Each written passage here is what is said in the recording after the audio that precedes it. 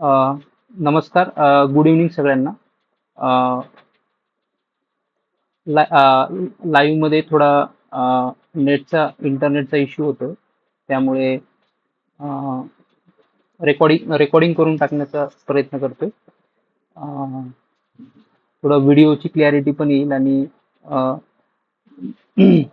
आणि समजेलही आपल्याला काय सांगायचं आहे ते. तर चॅप्टर 1 झाला आपला काल. आय होप तुम्हाला तो समजला असेल. नोट्स टेलिग्राम चॅनलवर टाकलेले आहेत मी. जर कोणी नसेल टेलिग्राम चॅनलला तर टेलिग्राम चॅनल जॉईन करा. भार्गवी सक्सेस क्लासेस म्हणून आहे. जॉईन केल्यानंतर तुम्हाला ते ही जी वन पेज नोट्स जे आपण पहिल्याच लेक्चरला सांगितलं होतं की प्रत्येक चॅप्टर एका पेजमध्ये संपवण्याचा प्रयत्न केलेला आहे. सगळा जो डेटा आहे तो कॉन्सन्ट्रेट करून यात आणण्याचा प्रयत्न केलेला आहे. तर प्रकरण 2 बघू काय आहे ते. मेकिंग ऑफ द कॉन्स्टिट्यूशन, घटनेची निर्मिती म्हणजे घटना बनण्याची काय प्रोसेस होती, काय त्याला हिस्टॉरिकल बॅकग्राऊंड होतं, कशी मागणी वगैरे झाली ते आपण इथून सुरुवात करणार आहोत. तर संविधान सभेची किंवा एक राज्यघटना असावी वगैरे असं खूप आधीपासून बोललं जायचं. वेगवेगळे त्याचे इतिहासकार वेगवेगळे पुरावे देतात. पण मेजर जी मागणी सर्वप्रथम जी कल्पना आहे, जी स्पष्ट अशी मागणी 1934 साली एम एन रॉय यांनी मांडली. आता एम एन रॉय कोण होते? तर जी कम्युनिस्ट चळवळ आहे भारतामध्ये आणणारे 1920 नंतर जी मेजर म्हणजे रशियामध्ये जी क्रांती झाली 1917-18 नंतर पासून जिथे सत्ता पालट झाली त्यानंतर जो कम्युनिस्टांचा प्रभाव सगळ्या जगावर पडत गेला, त्यात भारतही काही सुटला नाहीये. आणि अ, मग ही जी चळवळचे प्रणेते म्हणून ओळखले जाणारे एम एन रॉय यांनी ही सर्वात पहिले मागणी केली. इतिहासामध्ये पण यांचा संदर्भ आहे. 1925 ला जेव्हा आपल्याकडं कम्युनिस्ट पार्टीची स्थापना झाली त्यात एम एन रॉय होते. नंतर 1935 साली इंडियन नॅशनल काँग्रेसने सुद्धा आपल्या सभेमध्ये याची संविधान सभा असावी अशी मागणी केली. नंतर जसं दुसरं महायुद्ध चालू झालं आणि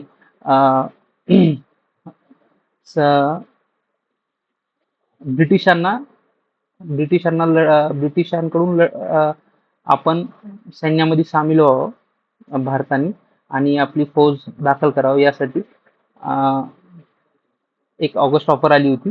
त्या ऑगस्ट ऑफर मध्ये ब्रिटिश सरकारने आपली मागणी ही तत्वतः मान्यता केली होती की आम्ही तुम्हाला संविधान बनवण्यासाठी एक सभा बसू असं आणि संविधान बनेल असं पद्धतीने सर्वात पहिल्यांदा 1940 ला ऑगस्ट ऑफर मध्ये ही मागणी आली होती. यावर प्रश्न येऊ शकतो पहिल्यांदा कधी तत्वता मान्य दिली. त्यानंतर 1942 ला क्रिप्स मिशन आलं. मग क्रिप्स मिशन नाव ते जे अध्यक्ष होते सर स्टॅफर्ड क्रिप्स आणि त्यांच्यासोबत अजून 2 जण आले होते. त्या दोघांचं नावही खूप इम्पॉर्टंट आहे. बुकमध्ये आहे दिलेलं नाव हे, इथं मी लिहिलेलं नाही मुद्दामून. मला असं अपेक्षित आहे की तुम्ही ह्या नोट्स घेतल्यानंतर यामध्ये त्या गोष्टी ऍड करताल तुमच्या पेनाने. म्हणजे तुम्ही स्वतः लिहायला पाहिजे. ही रिकामी जागा पण सोडलेली आहे, तिथे तुम्ही लिहायचं. म्हणजे तुमचाही स्वतःचा थोडाफार कंटेंट असला पाहिजे. टोटल स्पून फिडिंग नको, नाही तर ते नावं लक्षात राहत नाही. आणि एक्झामला येऊ पण शकतं की कोण क्रिप्स मिशन मध्ये स्टॅफर्ड क्रिप्स सोडून इतर 2 व्यक्ती कोण असं ब क असं येईल आणि मग पर्याय 1 2 3 4 मध्ये मग असं येईल की हे 2 असे कॉम्बिनेशन करून तुम्हाला तो प्रश्न विचारला जाऊ शकतो. म्हणजे ऍज पर PYQ असं येऊ शकतं पुढचा प्रश्न असा. नंतर मग 1946 नंतर कॅबिनेट मिशन आलं. कॅबिनेट मिशन त्रिमंत्री होतं. यात पण हे क्रिप्स होते. मग या कॅबिनेट मिशननं शेवटी संविधान सभा स्थापन करा असं मान्यता दिली. मग हे कॅबिनेट मिशन वगैरे क्रिप्स मिशन हे इतिहासामध्ये अजून डिटेलमध्ये तर तुम्हाला अजून समजेल की ऍक्च्युअल कॅबिनेट मिशन मध्ये काय काय होतं काय नाही. काय मग काँग्रेस आणि मुस्लिम लीग मध्ये झालेली मग वाद काय होता, मग कोणत्या गोष्टी त्यांनी मान्य केल्या, कोणत्या अमान्य केल्या. मग काँग्रेसकडून कोण तिथे सामील होतं, मुस्लिम लीग कडून कोण होतं, यात कोण नव्हतं, यावर प्रश्न आलेले आहेत. पण ते इतिहासाच्या अनुषंगाने तिथं बघूया आपण. मग संविधान सभेची मागणी झाली. मग आता संविधान, आता बघा नावात सभा आहे. सभा म्हणजे काय की यात आता काहीतरी कोणतरी बसणार यामध्ये. मग जी आज आपल्याकडं लोकसभेच्या निवडणुका होतात त्याची त्याच पद्धतीनं संविधान सभेच्या निवडून काही लोक द्यायची कुठे त्या सभेमध्ये, आणि त्या सभेमधली जी लोक आहेत थोडक्यात आजची खासदार असल्यासारखी त्यावेळेस ती खासदार म्हणजे खासदार थोडक्यात आता खासदार म्हणतो आपण, पण तशा पद्धतीने ती लोक निवडून द्यायची आणि ती तिथं बसणार.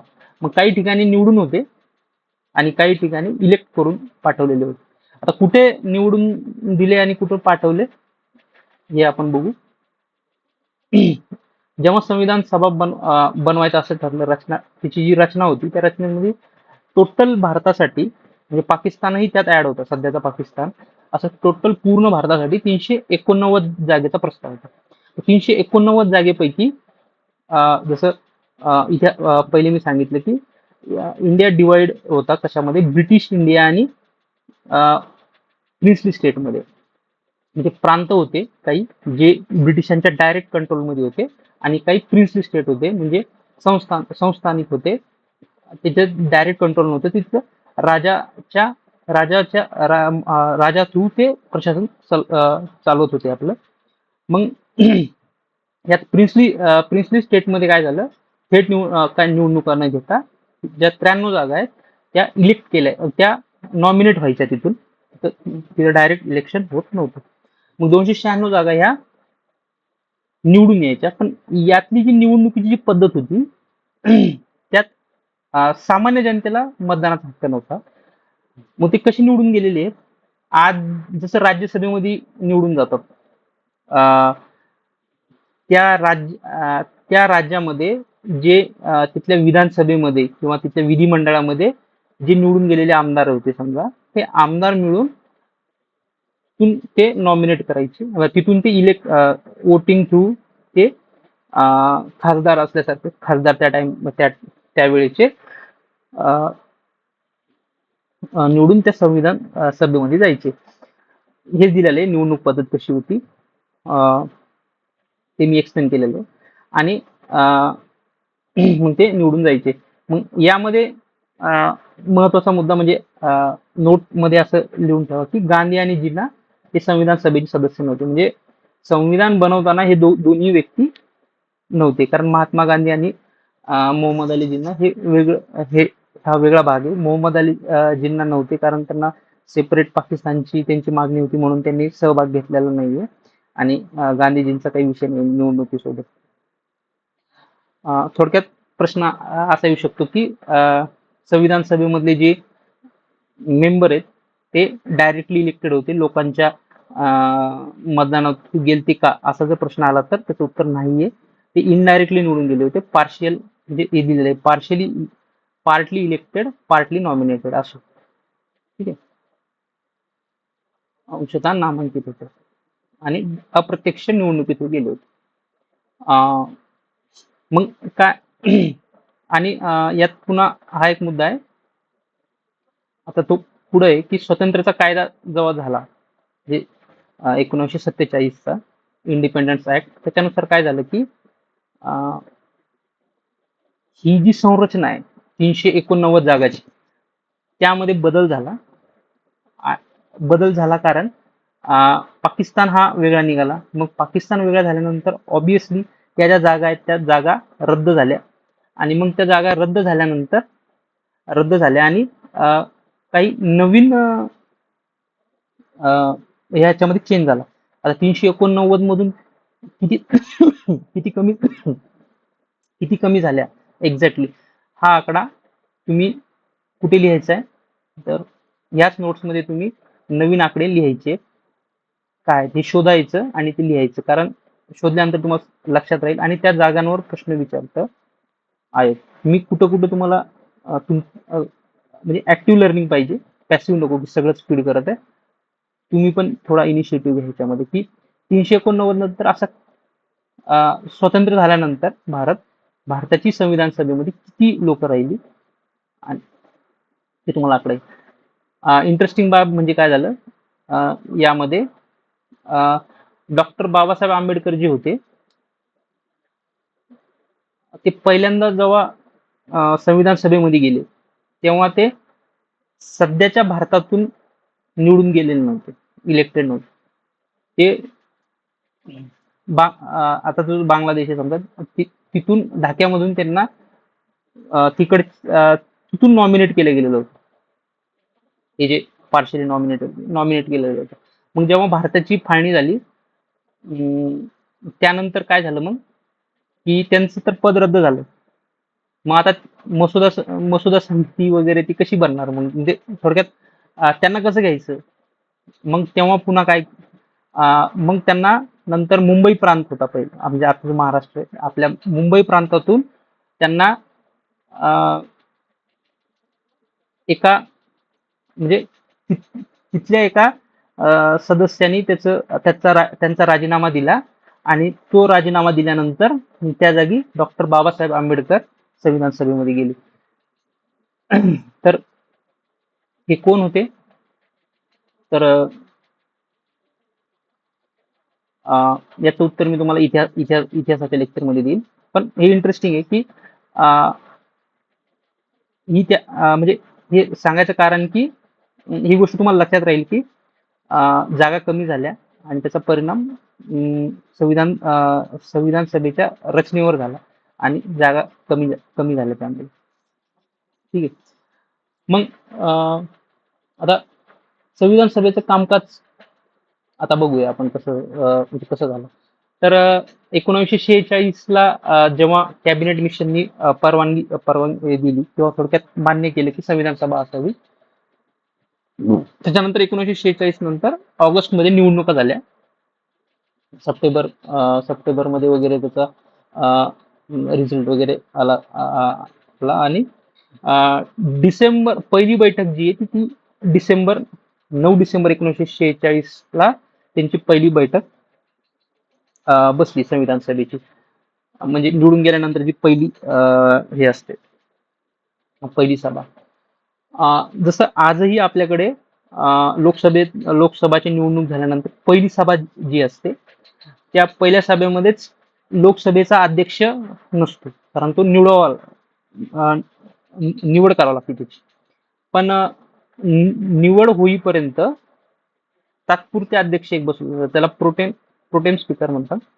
ते आजही आपल्या संविधानामध्ये म्हणजे त्याची संविधानामध्ये नाही, पण अशी एक पद्धत आहे की जो जे सदस्य आहेत निवडून आलेले त्याच्यामधला जो सिनियर मोस्ट सदस्य असतो की ज्याचा खूप जास्त अनुभव आहे त्या व्यक्तीला तात्पुरता अध्यक्ष म्हणून बनवतं. तर तशाच पद्धतीनं त्यावेळेस सर्वात पहिल्यांदा संविधान सभेने तात्पुरता अध्यक्षपद दिलं होतं. त्यांचं नाव होतं डॉक्टर सच्चिदानंद सिन्हा. फ्रेंच पद्धतीनुसार ज्येष्ठ सदस्य वंशात दिलेलं आहे. म्हणजे कोणाकडून ही गोष्ट आपण स्वीकारली तर फ्रेंच तात्पुरते अध्यक्ष होते. नंतर काय झालं की दुसरी जी सभा झाली 11 डिसेंबर 1946 ला त्या सभेमध्ये हे अध्यक्षपद कायमस्वरूपीचं अध्यक्षपद हे डॉक्टर राजेंद्र प्रसाद यांना दिलेलं आलं. म्हणून आपण जेव्हा जनरली रीड करतो तेव्हा असं होतं की संविधान सभेचे अध्यक्ष कोण होते तर डॉक्टर राजेंद्र प्रसाद. मग उपाध्यक्षपद हे कोणाकडे उपाध्यक्षपद कोण उपाध्यक्ष कोण होते तर एस सी मुखर्जी आणि व्ही टी कृष्णमाचारी. आता हे म्हणजे पहिले एस सी मुखर्जी होते, नंतर ते व्ही टी कृष्णमाचारी झाले. हे का झाले वगैरे हा महत्वाचा मुद्दा नाही. उपाध्यक्ष लक्षात ठेवा.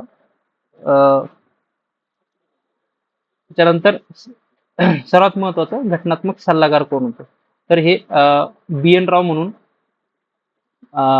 त्यावेळेसचे ICS अधिकारी होते, म्हणजे जसे आज IAS अधिकारी जे असते ते. तर त्यांनी सल्लागार स्वरूपाचं कन्सल्टंट म्हणून काम बघितलेलं आहे. खूप महत्वाची कामगिरी यांची. यांनी आधी 1935ला जेव्हा 1935च्या ऍक्ट नुसार जेव्हा भारतामधून बर्मा वेगळा केला, त्या बर्मा या देशाचं संविधान लिहिण्याचं काम पण सर बी एन राव यांनी केलेलं आहे. खूप हुशार व्यक्तिमत्व आहे. यावर प्रश्न येण्याची शक्यता आहे. ठीक आहे. 9 डिसेंबर झालं. 11 डिसेंबर दुसरी सभा झाली आणि तिसरी सभा जी होती त्यामध्ये काय झालं, उद्दिष्टांचा ठराव ऑब्जेक्टिव्ह रिझोल्युशन वाचण्यात आलं.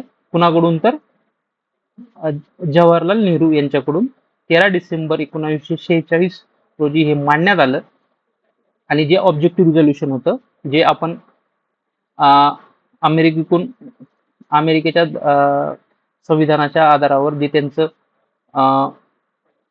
प्रिएम्बल म्हणतात त्याला, ते घेण्याचा प्रयत्न केलेला आहे. We the people of India. हे जवाहरलाल नेहरूंनी 13 डिसेंबर 1946 तारीख खूप महत्वाची आहे. खूप वेळास यावर प्रश्न आलेला आहे. ऑब्जेक्टिव्ह रिझोल्युशन कधी मांडलं, कोणी मांडलं, आणि हे मांडलं, वाचण्यात आलं आणि नंतर 22 जानेवारी 1947 रोजी त्याला एकमताने मंजूर करण्यात आलं. तर ह्या 2 डेट खूप महत्वाच्या आहेत. खूप म्हणजे खूपच महत्वाच्या आहेत. ह्या पाठ करा. यावर खूप वेळेस प्रश्न आलेले आहेत. 13 डिसेंबर 1946 आणि पारित करण्यात आलेला आहे 22 जानेवारी 1947 आणि हाच पुढे सरनामा झालेला आपल्याला दिसतो. त्यानंतर इंडिपेंडन्स ऍक्ट आला 1947. मग तुम्हाला सांगितलं की ऍक्ट आल्यानंतर ते भारत पाकिस्तान फाळणी झाली आणि संरचनेमध्ये बदल झाला आणि महत्वाचे 2 संविधान सभेमध्ये काय फरक झाला 1947च्या ऍक्टमध्ये. आता काय झालं, जी संविधान सभा होती, म्हणजे ज्यात लोक निवडून गेलेली होती, त्यांना 2 पद्धतीची कामं आता पार पाडायची होती. पहिलं होतं की घटनात्मक संस्था म्हणून कार्य करायचं होतं, म्हणजे थोडक्यात देशाची राज्यघटना लिहायचं राज्यघटना तयार करण्याचं काम होतं. आणि दुसरं काम काय होतं की कायदे मंडळ म्हणून. आता 1947च्या आधीपर्यंत काय होतं की कायदे बनवायची प्रक्रिया कुठं व्हायची, तर ब्रिटनमध्ये व्हायची, तिथल्या संस्थेत व्हायची. पण आता आपल्याला इंडिपेंडन्स भेटले, आपण सोवरीन झालो. हे आपण मागच्या चॅप्टर मध्ये बघितलं होतं की कायदे शिकताना सगळ्यात शेवटचा कायदा स्वातंत्र्याचा कायदा आला आणि त्यानुसार आपण सार्वभौम झालो. मग सार्वभौम झालो म्हणजे आपले स्वतःचे कायदे स्वतः बनवायचे आता. मग घटनात्मक संस्था म्हणून एक कार्य होतं, ज्याचे अध्यक्ष डॉक्टर राजेंद्र प्रसाद होते. आणि कायदे मंडळ म्हणजे कायदे बनवण्याची जी प्रक्रिया आहे ते वेगळं कार्य होतं. त्याचे अध्यक्ष जे होते ते जी व्ही मावळणकर होते. आणि हेच पुढे नंतर निवडणुका झाल्यानंतर 1951-52 नंतर जेव्हा सरकार स्थापन झालं, पुन्हा लोकसभा बनली, तेव्हा पण अध्यक्ष जी व्ही मावळणकरच होते. महाराष्ट्राचे होते. इम्पॉर्टंट आहे, लक्षात ठेवा.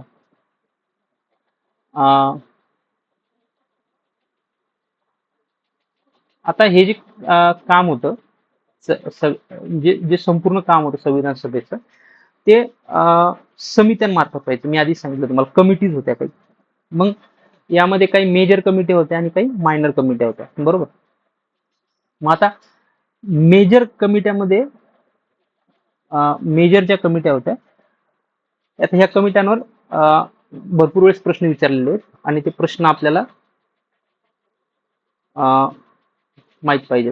तर ते प्रश्न ते भरपूर प्रश्न विचारले आहेत आणि त्या समिती आणि त्यांचे अध्यक्ष कोण होते हे आपल्याला माहित पाहिजे. तर इथं वर ट्रिक पण दिलेली आहे. नेहरू संघ राज्य आणि राज्य, राजेंद्र प्रसाद नियम आणि व्यवस्थापन, पटेल प्रांतिक आणि सल्लागार मंडळाचे काम होतं. तर आता आता नेहरू यांचं नाव कुठं कुठे आहे बघा. 3 ठिकाणी, एक नंबरला, 2 नंबरला आणि 7 नंबरला राज्य समितीमध्ये. तर बघा नेहरू यांच्याकडे कोणती होती म्हणजे का, union power committee, union constitution committee आणि स्टेट कमिटीज. ठीक आहे. जिथे जिथे युनियन आणि स्टेट आलेलं आहे ते त्यात नेहरू हे अध्यक्ष होते. आणि सरदार वल्लभभाई पटेल यांच्याकडे 2 प्रकारचे काम होते. प्रोव्हिन्शियल, ठीक आहे, प्रांतिक कॉन्स्टिट्यूशन कमिटी, आणि एक महत्वाची कमिटी होती 5 नंबरला दिलेलं आहे बघा. 3 नंबर आणि 5 नंबर हे सरदार वल्लभभाई पटेल यांच्याकडे होतं. तर 3 नंबरला प्रांतिक घटना आणि 5 नंबरला जे ते मूलभूत हक्क, अल्पसंख्याक आणि आदिवासी, ठीक आहे, आणि ट्रायबल आणि एक्सक्लुडेड एरिया. म्हणजे हे इंग्लिशमध्ये थोडं लक्षात ठेवा, कारण मराठीमध्ये त्याचा थोडा ट्रान्सलेशन वेगवेगळं होतं आणि पेपरला सुद्धा कधी कधी ट्रान्सलेशन वेगळं जातं. तर advisory committee on fundamental right, minority minority and tribal and excluded areas यांचे राईट्सवर साठी जी कमिटी होती ते थोडक्यात जो कोर एरिया होता तो सरदार वल्लभभाई पटेल यांच्याकडे होता. फंडामेंटल राईट्स वगैरे याबद्दल काय तरतूद असावी यासाठी. आणि ऑब्विसली 4 नंबरचा जो मुद्दा आहे, ड्राफ्टिंग कमिटी, मसुदा समितीचे अध्यक्ष डॉक्टर बी आर आंबेडकर. हे तर सर्वांना ही गोष्ट सर्वांनाच माहीत असावी. आणि राजेंद्र प्रसाद यांच्याकडे कोणती कार्य होती तर 6 आणि 8 नंबरची कार्यपद्धती, नियम, रूल अँड प्रोसिजर. कारण ते अध्यक्ष होते की संविधान सभेची त्यांनी रूल्स आणि प्रोसिजर कशी असावी. स्टेअरिंग कमिटी, सुकाणू म्हणजे हेड ऑफ द सुकाणू म्हणजे स्टेअरिंग असते, म्हणजे जसे जहाजाला स्टेअरिंग असते त्या पद्धतीने, म्हणजे पुढारी पद्धतीचं काम, की कसं दिशा दिली पाहिजे सर्व कामाच्या पद्धतीला. मग यातल्या महत्वाची जी समिती आहे आपली मसुदा समिती, त्याचे अध्यक्ष डॉक्टर बी आर आंबेडकर होते. मग मग ड्राफ्टिंग कमिटी कधी स्थापन झाली त्याची डेट पण महत्वाची. 29 ऑगस्ट 1947 रोजी ड्राफ्टिंग कमिटीची स्थापना झाली, जिचे अध्यक्ष डॉक्टर बी आर आंबेडकर होते. आणि एकूण बी आर आंबेडकर धरून 7 जण होते. ठीक आहे. ही 7 जणांची नावं पण लक्षात ठेवा, कारण 7 नाव आहेत आणि खूप महत्वाची समिती, मसुदा समिती, की ज्यांनी संविधानाचा मसुदा तयार केलेला आहे. तर नावं एकदा मी सांगतो तुम्हाला, ते दिलेलेच आहेत तरी पुन्हा एकदा सांगतो. डॉक्टर बी आर आंबेडकर हे अध्यक्ष होते. एन गोपाल स्वामी अयंगर, तिसरे अल्लादी कृष्णस्वामी अय्यर, के एम मुन्शी 4 नंबरचे, नंतर सय्यद मोहम्मद सादुल्ला, 6 नंबरचे एन माधवराव आणि 7 नंबरचे P T Krishnamachari. V T Krishnamachari नाही बरं, जे उपाध्यक्ष होते वर कशाचे, संविधान सभेचे अध्यक्ष एस सी मुखर्जी आणि व्ही टी कृष्णमाचारी होते वर. पुन्हा एकदा तुम्ही बघा. आणि इथे जे ते टी टी कृष्णमाचारी आहे. आणि हे दोघं जेव्हा सुरुवातीला 29 ऑगस्ट 1947 रोजी ज्यावेळेस बनली मसुदा समिती स्थापन झाली होती, त्यावेळेस ह्या दोघांचे नाव नव्हते. 6 आणि 7 नंबर एन माधवराव आणि पी टी कृष्णमाचारी. त्यांच्या जागी बी एल मित्तल आणि डी पी खेतान असे हे दोघ जण होते. पण काही कारणास्तव या दोघांच्या जागी एन माधवराव आणि टी टी कृष्णमाचारी होते. याची कारण वेगळी आहेत. आणि 2 सरदार आणि नंतर महत्वाची कमिटी आहे सरदार पटेल यांची सल्लागार समिती होती, जी ऍडवायझरी कमिटी होती बघा. Advisory committee on fundamental rights, minority and tribal explore area. हा खूप मोठा विषय होता 5 नंबरचा. ही खूप मोठी समिती होती. आणि एकट्याला हे काम पाहणं थोडं पॉसिबल नव्हतं. म्हणून यांनी काय केलं, की ही जी मोठी समिती ऍडवायझरी समिती याला उपसमित्यामध्ये विभागण्यात आलेलं आहे.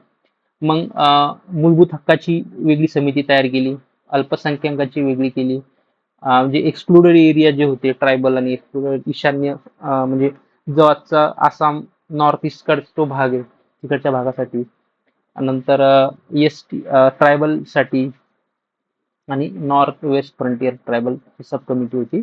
मग त्यांच्या अध्यक्षीचे इथं नाव दिलेलं आहे. तर मूलभूत हक्कांची जी समिती होती यावर पण प्रश्न येतात उपसमित्यांवर, लक्ष द्या व्यवस्थित. मूलभूत हक्कची उपसमिती जी होती त्याचे अध्यक्ष जे बी कृपलानी होते. खूप फेमस नाव आहे ती इतिहासामध्ये, जे बी कृपलानी. अल्पसंख्याकांची जी उपसमिती होती त्यांचे अध्यक्ष एच सी मुखर्जी होते.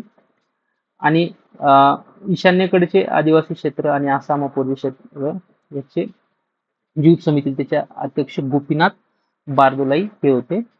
ही पण खूप फेमस पर्सनॅलिटी आहे. नंतर आसाम राज्य झाल्यानंतर याचे पहिले मुख्यमंत्री म्हणून त्यांनीच काम पाहिलेले आहे गोपीनाथ बारदोलीने. नंतर हे ठक्कर बाप्पा ए व्ही ठक्कर, हे पण खूप फेमस आहेत महाराष्ट्राचे आहेत. ट्रायबल एरिया आसाम वगळता जे उरलेले क्षेत्र होते त्याच्यात ट्राईबचा मुद्दा होता त्यांच्यासाठी, आणि नॉर्थ वेस्ट फ्रंटियरची एक कमिटी होती. ठीक आहे, हे शॉर्टकट टू रिमेंबर दिलेलं आहे खाली, तुम्ही हे वाचू शकता. डिटेलमध्ये मी तुम्हाला सांगितलेलं. ठीक आहे, आता ह्या तर होत्या मेजर कमिट्याज, म्हणजे जे खूप मोठे मोठे ह्याची काम होते. आता काही मायनर कमिटीज आहेत, म्हणजे छोटे छोटे जे विषय होते त्यांचे. आता हे मी डिटेल दिलेलं आहे व्यवस्थित, तुम्ही एकदा हे नजरेखालून घाला. यावर पण प्रश्न आलेला आहे तुम्हाला आत्ताचा. आपण 2023 का 24 ची प्रश्नपत्रिका बघितली, त्यामध्ये हे जे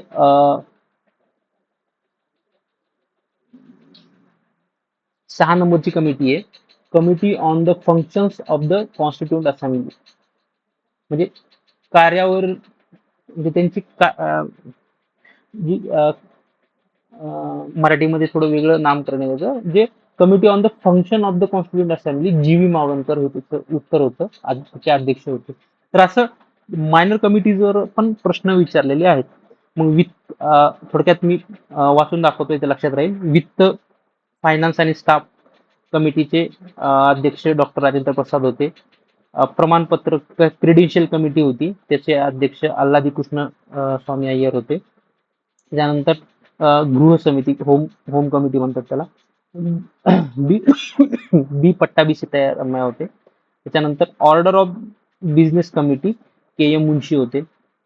ॲडॉक कमिटी ऑन नॅशनल फ्लॅग, म्हणजे आपला जो राष्ट्रध्वज आहे त्याच्या कमिटीचे अध्यक्ष डॉक्टर राजेंद्र प्रसाद होते. आणि हे आताच आपण बघितलं, committee on the function of the constitute assembly याचे अध्यक्ष जी व्ही मावळणकर होते. Ad hoc committee on supreme court याचे वरदाचारी हे होते. Committee on chief commissioner province, म्हणजे थोडक्यात त्यावेळेसचे केंद्रशासित प्रदेशाचे बी पट्टाभी सीतारामय्या हे होते. यांच्याकडे 2 कामं आहेत, बी पट्टाभी सीतारामय्याकडे 8 नंबर आणि 3 नंबरची होम कमिटी आणि केंद्रशासित प्रदेशाचे त्यावेळेचे चीफ कमिशनरचे त्यांना प्रोव्हिन्स म्हणायचे. त्यानंतर expert committee on financial provision हे नलिनी रंजन सरकार. आता ही जी लोक होती ना, ही सदस्य नव्हते कशाचे, संविधान सभेचे, पण तरी त्यांना अध्यक्षपद दिलं होतं. यावर वेगळा प्रश्न येऊ शकतो की अध्यक्ष नसताना कोण कोण लोक होते, सदस्य नसताना संविधान सभेची कोण कोण कमिटीचे अध्यक्ष होते. तर याच्यामध्ये नलिनी रंजन सरकार यांचं पण खूप योगदान आहे.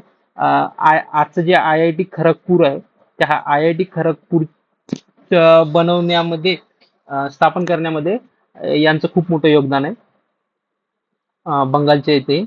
नंतर भाषिक प्रांत आयोग, लिंग्विस्टिक प्रोव्हिन्स, म्हणजे भाषावर जी प्रांत रचना झाली त्याचे अध्यक्ष एस के दार, हे पण खूप फेमस आहे आणि वादग्रस्त आहे, जे जे आपण पुढे इतिहासात शिकू की भाषावर प्रांत रचना कशी झाली, म्हणजे राज्य कशी बनत गेली नंतर.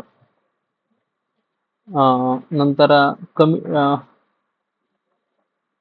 Special committee on examine the draft, त्याचे जवाहरलाल नेहरू. प्रेस कमिटी हे बघून घ्या. आणि ॲडॉक कमिटी ऑन सिटिझनशिप, नागरिकत्वावरती वरादाचारीकडे पण 2 समित्या आहेत माझ्या मते. हे पण नव्हते सभेचे अध्यक्ष. ठीक आहे. त्या मायनर कमिटीज आहेत, यावर पण थोडं नजर टाका. यावर प्रश्न आलेला आहे मागं, त्यामुळे पुढेही येण्याचे चान्सेस आहे. मग आता ह्या कमिटी झाल्या, ह्याच्यातून काम चालत होतं. मग आता मेन जी कमिटी होती ड्राफ्टिंग कमिटी जी होती, मग ड्राफ्टिंग कमिटीवर पण डिटेलमध्ये प्रश्न आलेला आहे की पहिले तर आपण बघितलं की ड्राफ्टिंग कमिटीची स्थापना कधी झाली, तर 29 ऑगस्ट 1947 रोजी, म्हणजे भारताला स्वातंत्र्य मिळालं लगेच ही स्थापना झाली. लक्षात ठेवा. म्हणजे थोडक्यात ऑप्शन जेव्हा येतात ना, तेव्हा ते कन्फ्युजिंग असतात की 1946 आहे का 47 आहे. तर लक्षात ठेवा की 15 ऑगस्टला आपल्याला स्वातंत्र्य भेटलं, आणि त्याच्यानंतर किती दिवसानंतर, 14 दिवसानंतर, म्हणजे 2 आठवड्यामध्ये आपल्याला अं, मसुदा समिती तयार झाली. थोडक्यात ड्राफ्टिंग कमिटीची स्थापना झाली स्वातंत्र्य मिळाल्याच्या 2 हफ्त्यानंतर, अशी लक्षात ठेवा. म्हणजे थोडं लक्षात राहील 29 ऑगस्ट मध्ये, म्हणजे 14 दिवस ऍड करा 15 ऑगस्ट मध्ये, आणि ती तिथे स्थापना झालेली आहे. मग तिथे पहिले मुख्य काम सल्लागार बी एन राव यांनी तयार केलेल्या, म्हणजे बी एन राव यांनी जो ड्राफ्ट तयार केला होता त्याच्यावर अभ्यास करून, थोडक्यात सल्लागार होते, आपण वरच बघितलं, त्यांनी दिलेल्या याच्यावर. मग 29 ऑगस्ट 1947 ला स्थापन झाल्यानंतर त्याचा पहिला ड्राफ्ट पब्लिश केला लोकांसाठी. यावर प्रश्न आलेला आहे. फेब्रुवारी 1948 ला फर्स्ट ड्राफ्ट पब्लिश केला होता लोकांच्या, आणि त्याच्यामध्ये मग दुरुस्त्या करून वगैरे जवळपास 8 महिन्याचा टाइम दिला होता. फेब्रुवारी 1948 नंतर स्थापन केल्यानंतर लोकांची मते घेण्यासाठी पहिला मसुदा, आणि दुसरा मसुदा पण लगेच ऑक्टोबर 1948 मध्ये प्रसिद्ध करण्यात आलं, त्याच्यात चेंजेस करून. मग किती वेळ लागला, तर 6 महिन्यापेक्षा कमी वेळ लागला, 141 दिवस थोडक्यात. आणि अंतिम सादरीकरण कधी झालं, तर 4 नोव्हेंबर 1948 ला झालं. त्यांनी अंतिम मसुदा सभेत मांडला. आता ही थोडक्यात महत्वाची कामे. आता ह्या डेट्स पण लक्षात ठेवा. ह्या डेट्सवर जोड्या लावा येतात, कधी कधी स्टेटमेंट बेस्ड प्रश्न येतात. मी तुम्हाला वर 2 डेट सांगितल्या होत्या, कशाच्या, प्रिएम्बलच्या. कोणत्या कोणत्या? 13 डिसेंबर 1946 का 47? 46 ला, 13 डिसेंबर 1946 ला प्रस्तावना जी होती आपली ती ठेवण्यात आली, आणि त्याला मंजुरी कधी भेटली, तर 22 जानेवारी 1947 ला भेटली. त्यासोबत ह्या पण डेट खूप महत्वाच्या आहेत. 22 जुलै 1947 ला, किती, 22 जुलै, म्हणजे स्वातंत्र्याच्या आधीच. भारताला स्वातंत्र्य 15 ऑगस्ट 1947 ला भेटलं, त्याच्या आधीच आपण राष्ट्रीय ध्वज स्वीकारला होता. नंतर 24 जानेवारी 1950 रोजी आपण काय स्वीकारलं, राष्ट्रीय गीत आणि राष्ट्रगीत. ठीक आहे, यातला फरक तुम्हाला माहित असावा काय, तर ते स्वीकारण्यात आलं. आणि 24 जानेवारीला डॉक्टर राजेंद्र प्रसाद हे भारताचे पहिले राष्ट्रपती म्हणून आपण म्हणजे त्यावेळेसच्या त्या समितीच्या लोकांनी डॉक्टर राजेंद्र प्रसाद यांची राष्ट्रपती म्हणून निवड केली. थोडक्यात टोटल कालावधी राज्यघटना बनवण्यासाठी 2 वर्ष 11 महिने 18 दिवस, असं लक्षात ठेवायचं. ठीक आहे. शेवटची बैठक कधी झाली, तर 24 जानेवारी 1900. शेवटची बैठक कधी झाली आपली, तर ही डेट तुम्हाला लक्षात असावी. 26 नोव्हेंबर 1949 रोजी शेवटची बैठक झाली. त्यावर सह्या केल्या, आणि त्या दिवशी काही तरतुदी अंशतः संविधान लागू झालं. आणि त्याच्यानंतर माहिती की 26 जानेवारी 1950 ला पूर्णतः आपलं संविधान लागू झालं, म्हणून आपण 26 जानेवारी हा आपण रिपब्लिक डे म्हणून साजरा करतो. आणि 26 नोव्हेंबर 1949 रोजी शेवटची बैठक झाली, त्यावर सह्या वगैरे झाल्या आणि 26 नोव्हेंबरला आपण संविधान दिवस म्हणून साजरा करतो दरवर्षी. आपल्या शाळेमध्ये वगैरे साजरा करतात, सगळीकडे साजरा होतो. शेवटची बैठक झाली, 284 सदस्य होते. मग ते 26 जानेवारीच्या आधी 2 दिवस आधी काय काय घडलं ते आपण वरच बघितलं असता. राष्ट्रपती म्हणून राजेंद्र प्रसाद आले आणि राष्ट्रगीत आणि राष्ट्रगीत आणि राष्ट्रीय गीत हे दोन अधिकृतपणे स्वीकारण्यात आले. आणि हे एक्झाम टिप्स म्हणून मी तुम्हाला इथं दिलेलं आहे. आता हे खूप महत्वाचं आहे, हे शेवटची स्लाइड पण. यावर पण मेन्सला वगैरे खूप वेळेस प्रश्न दिले, प्रीलाही येऊ शकतो यावर. आपलं जे घटना आहे त्याचं जे प्रतीक आहे ते काय आहे, तर हत्ती आहे, एलिफंट आहे. भारत हा खूप मोठा असा अवाढव्य असा देश आहे, म्हणून हत्ती असं त्याचं एक प्रतीक आहे. ह्याचे सल्लागार बी एन राव आपण बघितलं. मुख्य चीफ ड्राफ्ट्समन म्हणतात त्याला. तर हे कोण होते, तर L N Mukherjee, H C Mukherjee नाही, लक्षात घ्या. एल एन मुखर्जी हे नाव खूप महत्वाचं आहे. मागच्या वर्षी का त्याच्या मागच्या वर्षी गट क च्या पूर्व परीक्षेला यावर प्रश्न आलेला आहे. आणि माझ्या मते हे यावरच आलेलं आहे. मुख्य चीफ ड्राफ्ट्समन आणि सेक्रेटरी या दोनवरच प्रश्न आलेला आहे, की चीफ ड्राफ्ट्समन म्हणून एल एन मुखर्जी होते आणि सेक्रेटरी म्हणून एच व्ही आर अयंगार होते. प्रश्नामध्ये काय केलं होतं, की सेक्रेटरी एल एन मुखर्जी सांगितलं होतं आणि चीफ ड्राफ्ट्समन हे एच व्ही आर अयंगार म्हणून सांगितलं होतं. तर हे बदल केला होता आणि मग हे दोन्ही स्टेटमेंट चुकीचे झाले आणि वेगळं उत्तर होते यापेक्षा काहीतरी.